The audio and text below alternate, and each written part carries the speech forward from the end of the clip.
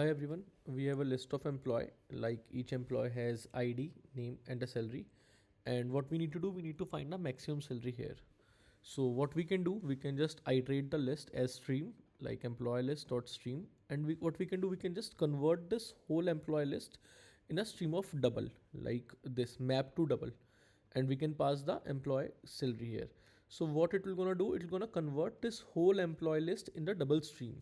And then what we can easily do, we can use the max function to find the maximum salary. But what if the list is empty? So it will gonna give us the 0.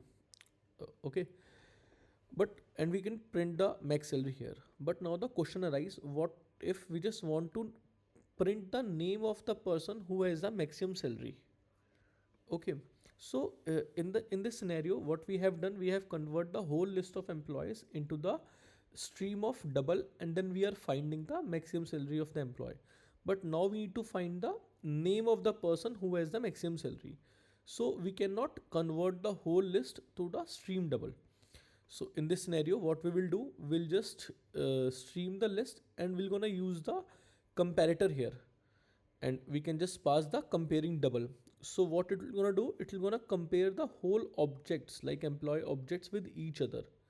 Okay, and on which condition? On this condition, like on the salary condition. And if this list is empty, it will gonna give us the null, that is no employee.